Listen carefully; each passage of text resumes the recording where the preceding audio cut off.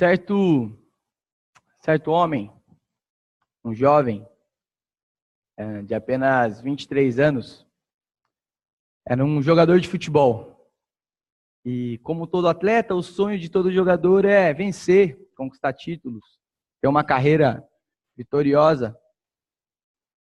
E esse jogador, ele estava em um clube, estava jogando a primeira divisão do brasileiro, um clube de menor expressão, um clube ainda em ascensão, mas estava jogando. Começou a jogar bem e seu clube começou a disputar coisas maiores e começou a atrair olhares de clubes maiores. E esse jogador, ele, juntamente com o seu clube modesto, estava numa competição internacional onde o seu time começou a eliminar gigantes do futebol sul-americano, chegando na final dessa competição. E como todo jogador, é uma satisfação muito grande chegar nesse momento. É onde todos sonham em chegar. Era a realização de um sonho, um garoto novo, um clube pequeno, chegar no final de um torneio tão importante, depois de uma trajetória tão bonita. Bom, eu não conheço esse jogador, mas eu acompanhei toda essa trajetória. Não era o meu time, mas era um time que eu gostava. Só que alguns dias dessa final tão importante, desse jogo tão importante, esse jogador, ele se machucou. E esse jogador eu não o conheço, mas ao que tudo indica, pela postura dele, pelo seu vocabulário, pelo aquilo que ele fala, pelas entrevistas, ele se diz ser cristão.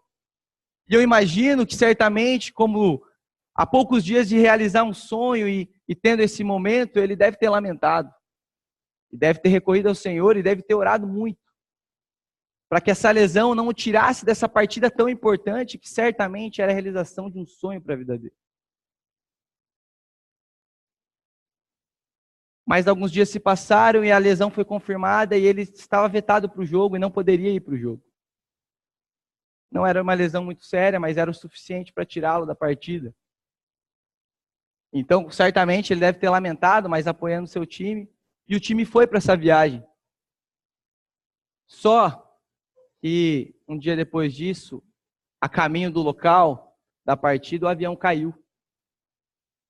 E seus companheiros, seus amigos morreram. Apenas 3 pessoas naquele voo sobreviveram.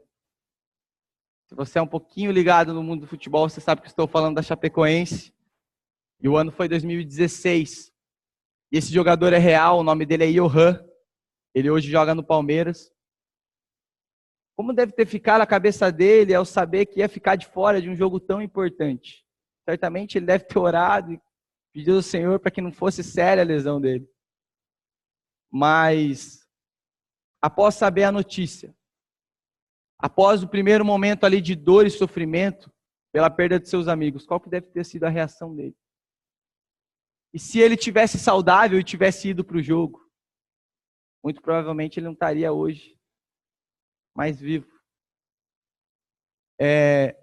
Existe até um áudio dele logo depois do acidente, um áudio que viralizou no WhatsApp naquele ano, dizendo e lamentando a perda dos seus amigos. Chorando, em prantos. Se você procurar na internet, você acha. Às vezes, as coisas acontecem na nossa vida e a gente não compreende o porquê. Mas tem algo que deve permear a nossa mensagem hoje, é que a gente não precisa entender. Precisamos apenas confiar.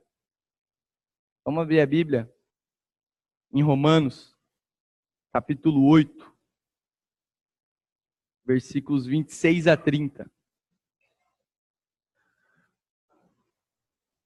Carta de Paulo aos Romanos, capítulo 8, versículos de 26 até o versículo 30.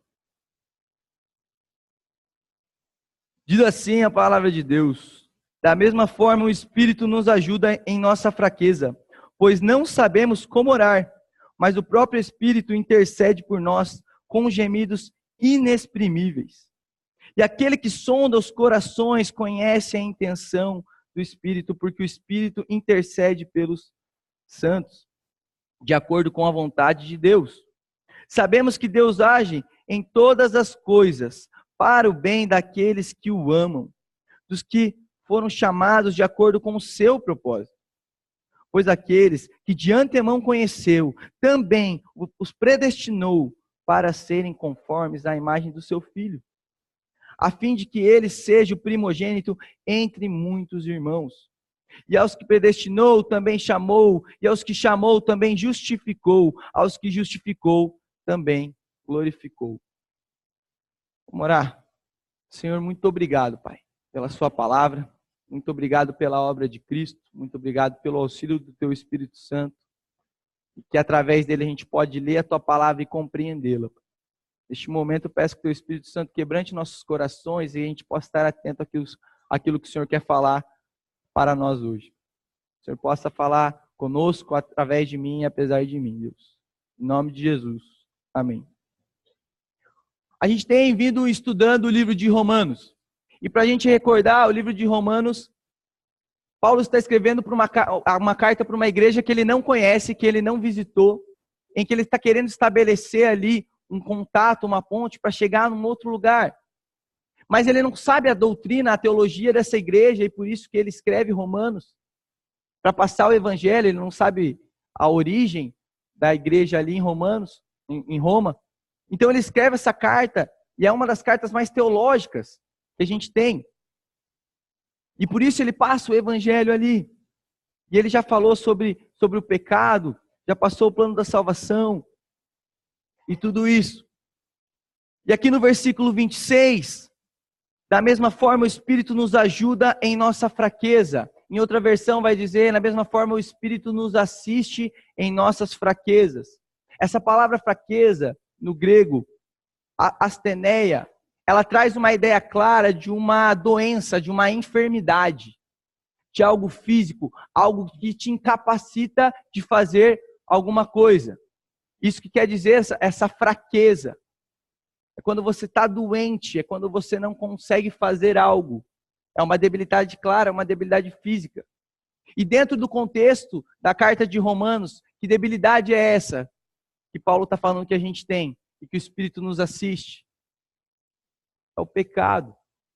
A gente tem uma fraqueza e nós estamos debilitados e o pecado nos incapacita de fazer várias coisas. Dentre essas coisas que o pecado nos incapacita a fazer, uma delas que Paulo está falando aqui é o orar. A gente ora, a gente sabe como deve orar. Existem exemplos de como a gente deve orar. A gente acabou de cantar uma música sobre oração. Se você abrir a sua Bíblia em Mateus, vai ter lá o exemplo do Pai Nosso, como a gente deve começar. E se você é crente há muito tempo, muito provavelmente você já tem até um padrãozinho de oração, de como começar. Senhor, eterno, Pai, amado. Já tem todo ali algumas palavras-chave na sua oração. Se você reparar, muitas vezes quando você está numa reunião de oração, ou numa célula, ou em alguma roda que você vai ter que orar, geralmente quando as pessoas estão orando, você não está prestando atenção no que a pessoa está orando. Você está pensando no que você vai orar. É assim ou só eu faço isso? A gente começa a pensar, mas como assim a gente não sabe orar? O versículo está dizendo, nos ajuda em nossa fraqueza, pois não sabemos como orar, mas o próprio Espírito intercede por nós com gemidos inexprimíveis. Essa questão dos gemidos inexprimíveis é um versículo mal interpretado muitas vezes. Não vou entrar no mérito aqui do que quer dizer essa expressão, mas de fato a intenção maior dele é falar ali sobre a intensidade da oração do Espírito Santo por nós. Da mesma forma que lá no versículo 23, como a gente já viu algumas semanas atrás, ele vai falar que a criação geme pela redenção, ali querendo trazer a ideia da ansiedade disso. Aqui ele está falando da intensidade que o Espírito pede por nós. Porque como Paulo está falando, a gente não sabe como orar. Gemidos inexprimíveis. Mas como assim? É como se a gente orasse e falasse algo, mas, entre aspas, Deus não compreendesse e o Espírito Santo então traduzisse o que a gente quis orar. Mas não traduzisse aquilo que a gente quis dizer, mas aquilo que a gente precisa. Porque o que Paulo está falando aqui é que a gente não sabe o que a gente precisa. A gente não sabe orar. Nós não sabemos qual a nossa necessidade. Mais ou menos como uma criança. Uma criança, ela não sabe o que ela precisa de verdade.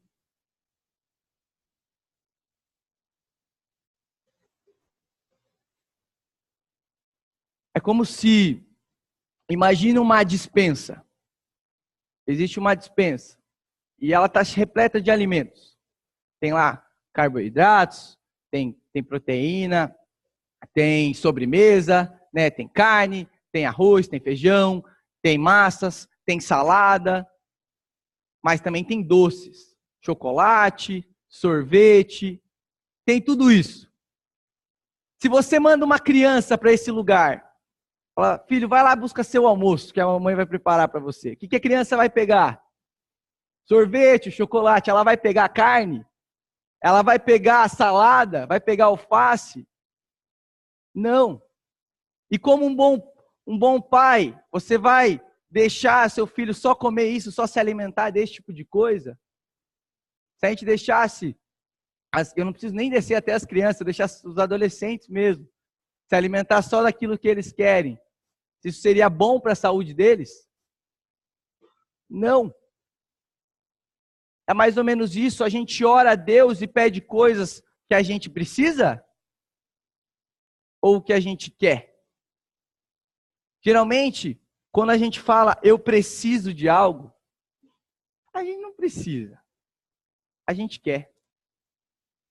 Tem uma música do Projeto Sola que fala, se o Senhor é meu pastor, aquilo que eu não tenho, eu não preciso.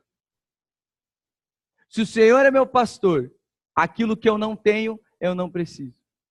E nas nossas orações, muitas vezes, o que a gente acaba pedindo não é aquilo que precisamos, mas aquilo que queremos.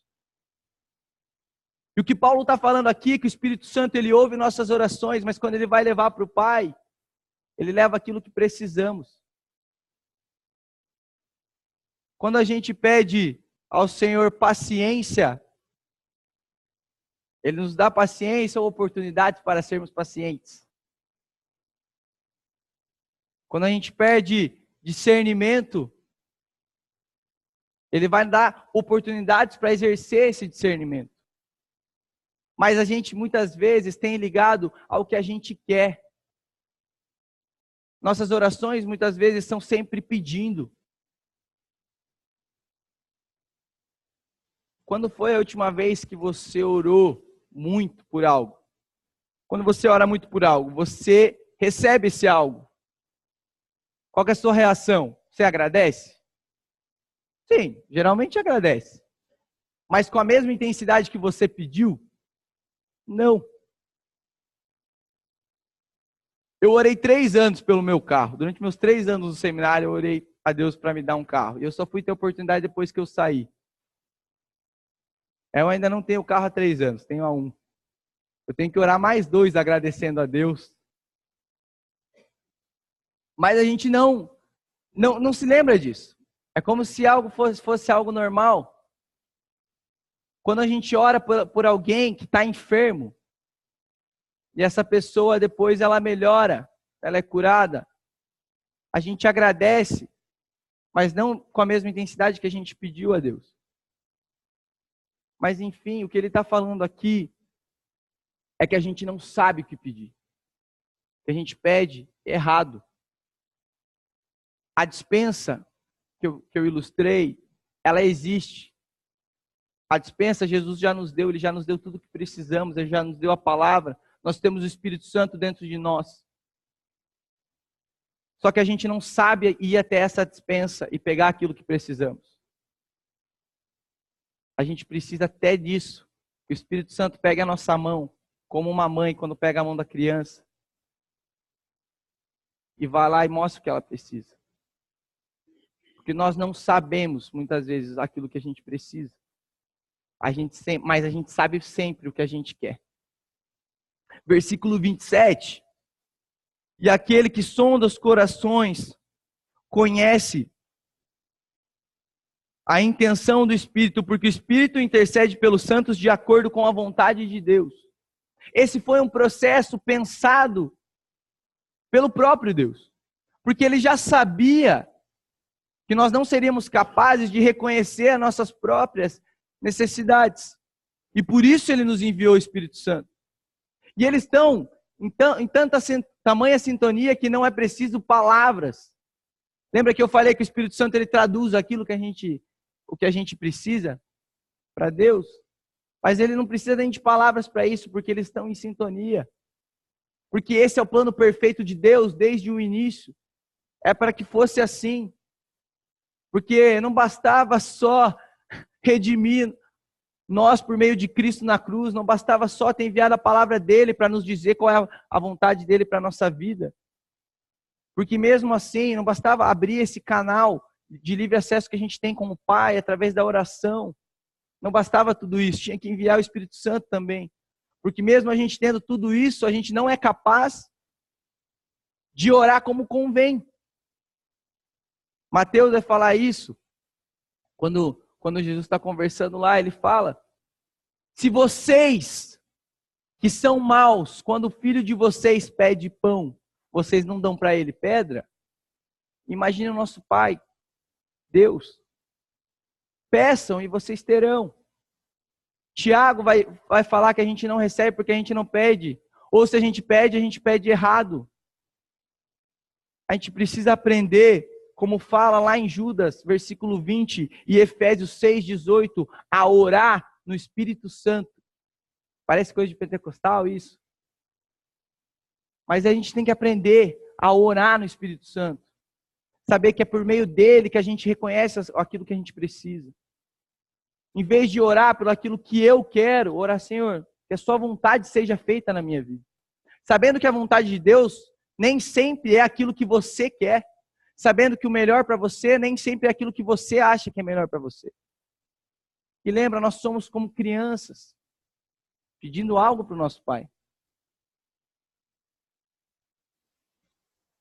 E o Espírito Santo, ele está em tamanha sintonia que ele não precisa nem de palavras para conversar com o Pai. Porque esse era o propósito inicial de tudo. Mas o texto continua. Versículo 28. Sabemos que Deus age em todas as coisas para o bem daqueles que o amam, dos que foram chamados de acordo com o seu propósito. Alguém aqui está lendo esse versículo pela primeira vez? É um dos versículos mais conhecidos do Novo Testamento. Todas as coisas cooperam para o bem daqueles que amam a Deus. É um dos mais conhecidos, mas é um dos mais mal interpretados de todo o Novo Testamento. É um dos versículos em que você mais escuta fora de contexto. O que você ouve sobre esse versículo? Todas as coisas cooperam para o bem daqueles que amam a Deus. Então tudo tem que cooperar para o meu bem. Então tudo no meu trabalho tem que cooperar para eu conseguir uma promoção. Afinal de contas, ter uma promoção, ser promovido de cargo, é o melhor para mim. Tudo no meu casamento tem que cooperar para minha esposa entender aquilo que eu estou falando. Tudo tem que cooperar para que meu marido entenda aquilo que eu estou falando. Tudo que tem que cooperar para que meus pais me entendam e me compreendam. Porque, na verdade, eu estou sempre certo. Né? Existem duas verdades. Dois jeitos de ver. O meu jeito e o jeito errado. Que eu estou sempre certo. Então tudo tem que cooperar para o meu bem, tudo tem que cooperar para aquilo que eu quero. É isso que o texto está dizendo? Não. O que é esse bem?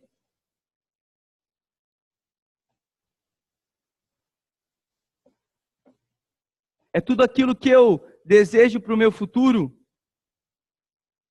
O pastor Vitor, ele puxou a cordinha e perguntou para o Paulinho e para a Samanta o que eles querem para o futuro do Antônio, quando ele tiver 40 anos. E eles podem olhar e planejar e pensar. Mas se não aconteceu aquilo que eles pensaram, aquilo que eles planejaram, Quer dizer que isso não cooperou para o bem deles? Para o bem dele? Será que se você tem planos para a sua vida certamente, para daqui como você vai estar daqui a 10, 20, 30 anos? Será que se tudo não sair de acordo com aquilo que você pensa, se você não vai estar no lugar que você imagina estar daqui a esse tempo? Será que quer dizer que as coisas não cooperaram para o seu bem?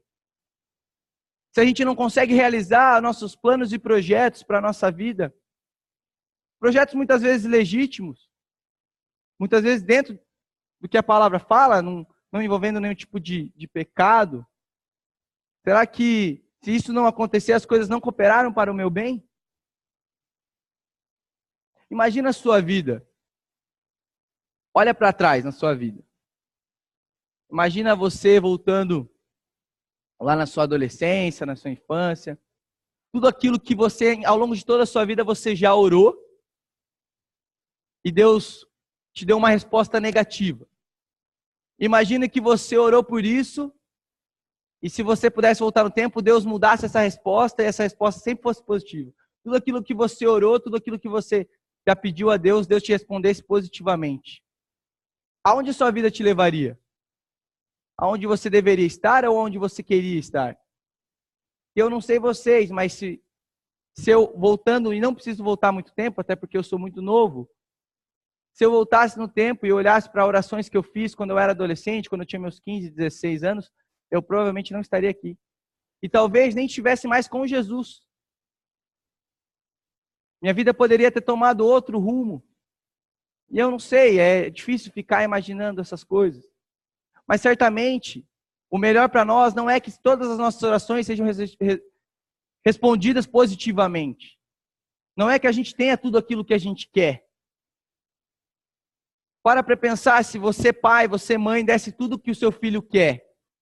Como que seria o seu filho? Mimado.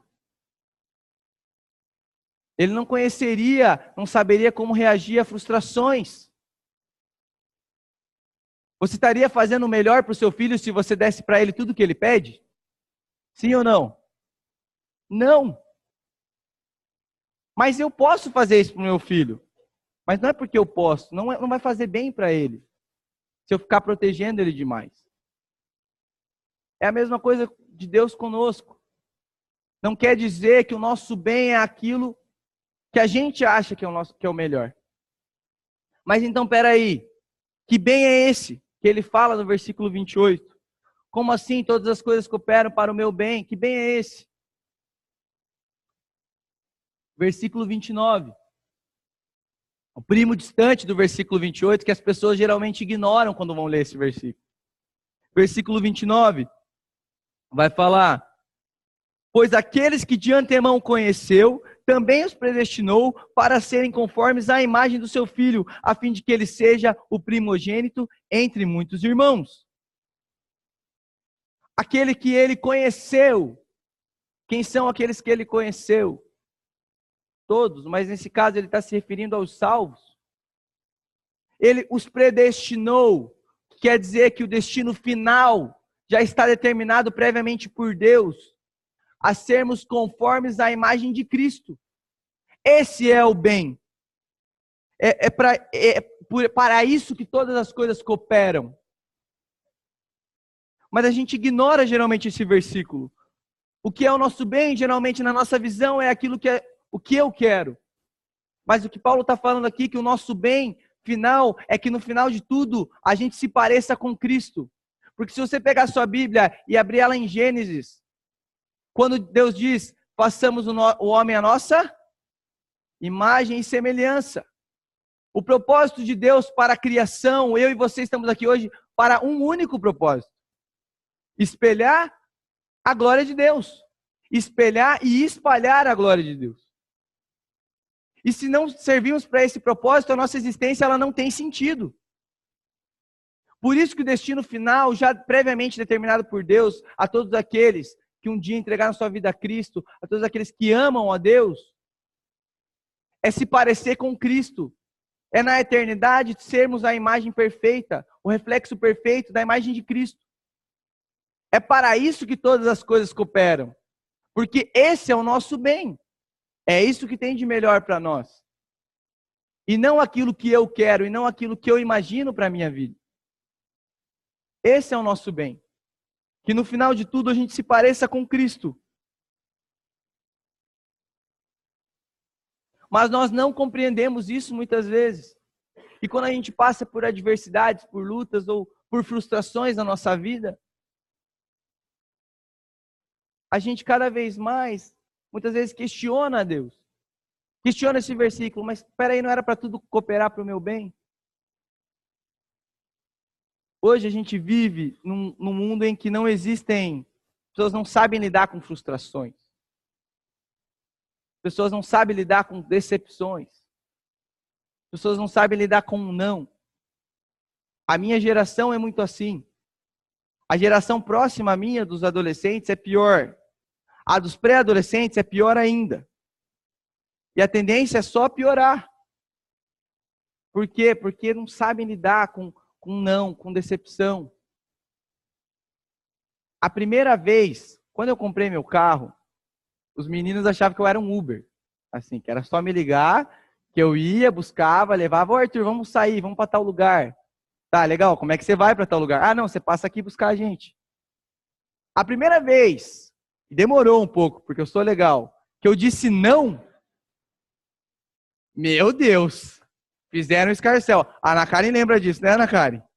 Nossa, como assim não vai levar a gente? Fizeram um show lá. Não vou dizer nomes, não tem porquê, né? Né, Thomas e Samuel?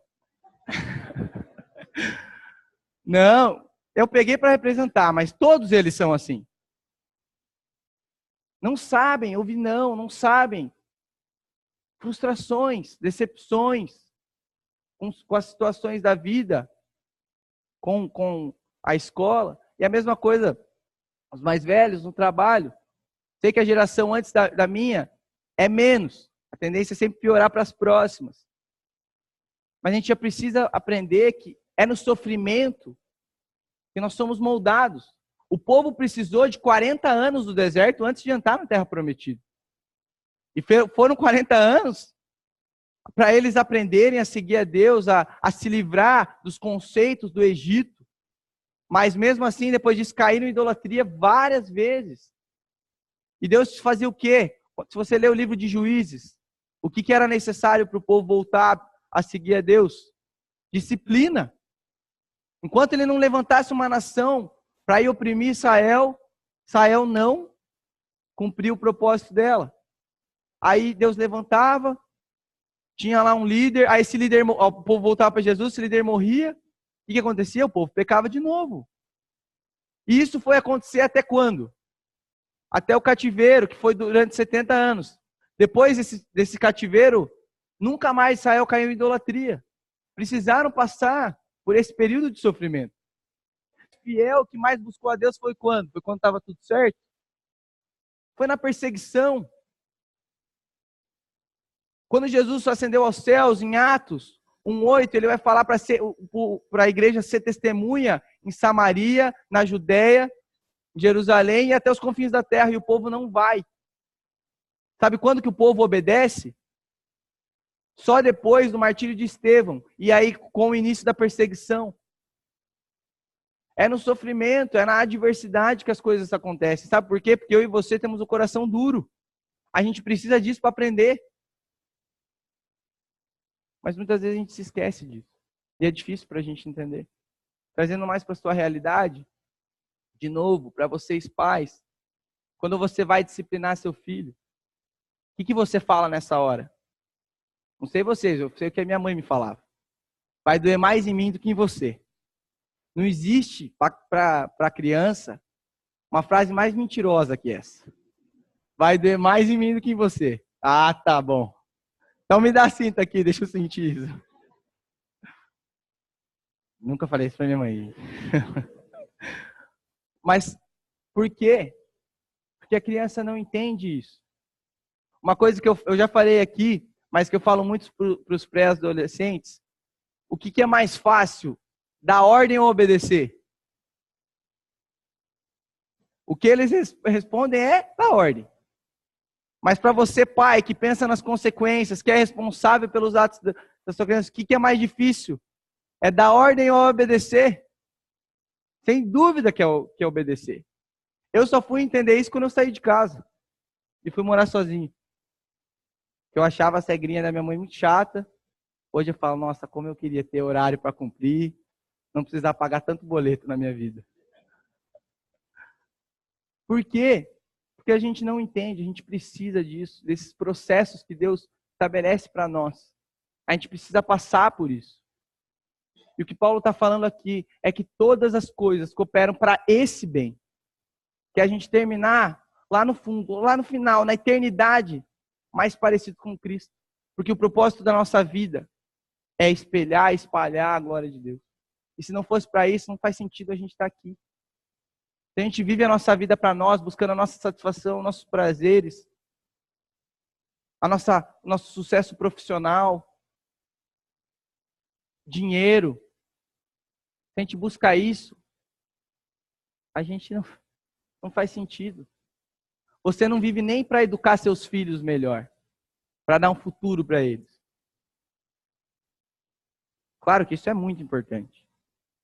Mas acima disso, o teu propósito maior na vida dos seus filhos é formar Jesus nele. É ver Jesus ser refletido através da vida do seu filho. Você marido na sua esposa, você esposa no seu marido. Esse é o nosso propósito. Versículo 30. Nós não precisamos entender, nós precisamos confiar. Versículo 30 vai dizer: e aos que predestinou também chamou, e os que chamou também justificou, e aos que justificou também glorificou. Paulo aqui, ele está falando de uma ação no futuro, de algo que vai acontecer, mas ele usa o tempo verbal no passado. Isso nos mostra a confiança que Paulo tem de que isso vai acontecer, a certeza que ele tem, porque essa certeza ela vem de Cristo. Aos que são predestinados, e o predestinado é ter esse destino final decretado, sermos a imagem de Cristo, ele os chamou, e esse que ele chamou, ele justificou em Cristo na cruz. E aos que justificou, ele glorificou. Só que tem algo que Paulo não fala aqui no meio, que é o nosso processo de santificação. Paulo não fala isso porque ele está com a expectativa da glória que há de vir, e porque não existe diferença entre o santificou e o glorificou. Porque o santificou é um processo para chegar na glória. E a glória é a consumação desse processo. E esse processo de santificação, ele começa no dia em que a gente entrega a nossa vida para Jesus. E desde então, nós estamos nesse processo de santificação. E esse processo só vai terminar na eternidade com Cristo, quando seremos glorificados. Então, a nossa vida tem que tudo contribuir para esse processo de santificação, que é deixar o velho homem para trás, é nos despirmos de tudo aquilo, do nosso pecado, do nosso orgulho, da nossa inveja, da nossa ganância, da nossa cobiça. É deixar tudo isso de lado, só que isso leva uma vida para ser concretizado. E mesmo assim não vai ser plenamente, e só na eternidade com Cristo. Como eu e você, eu já disse, nós somos como crianças, e Deus é o nosso Pai que cuida de nós. Nós precisamos confiar nele, e confiar que ele está seguro de todo esse processo. É isso que a gente precisa se lembrar. Você não precisa entender. Você precisa apenas confiar. Confie que aquilo que Deus está trabalhando e está fazendo para você é muito melhor do que seus planos, seus projetos. E por mais as adversidades, por mais decepções e frustrações que você possa passar, tudo isso está contribuindo para formar o caráter de Cristo em você. Então, confie em Deus. Confie nas intenções daquele que o criou. Confie nas intenções daquele que o redimiu. Daquele que entregou o Espírito Santo para caminhar com a gente. E daquele que, na eternidade, vai nos glorificar a sermos a imagem de Cristo. Amém? Você não precisa entender. Você precisa confiar. Senhor, muito obrigado, Pai. Muito obrigado porque o Senhor é bom. E o Senhor, além de nos chamar, de nos redimir, de nos justificar, de nos dar tudo aquilo que precisamos para cumprirmos aquilo que o Senhor quer por nós, mesmo assim nós somos incapazes, nós somos fracos. Nós temos essa fraqueza e o Espírito Santo, enviado pelo Senhor, está ali conosco. Veio para interceder pelas nossas orações, com gemidos inexprimíveis, sabendo que aquilo que o Senhor tem para mim é muito maior do que os meus planos para mim mesmo. Pai, nos ensina a orar, sabendo que a razão da nossa oração tem que ser aquilo que o Senhor quer para a minha vida, e não o que eu quero. Que o Senhor é que sabe o que é melhor para mim, assim como uma mãe, assim como um pai sabe o que é melhor para o seu filho. Que nós saibamos chegar nessa dispensa que o Senhor já nos deu, e com o auxílio do Espírito Santo, saibamos escolher aquilo que o Senhor quer que nós escolhamos, porque é o melhor para nós. Que a gente entenda isso, que todas as coisas cooperam para o bem daqueles que amam a Deus, sim, mas esse bem é formar Cristo em nós, na eternidade. É isso que eu te peço, em nome de Jesus.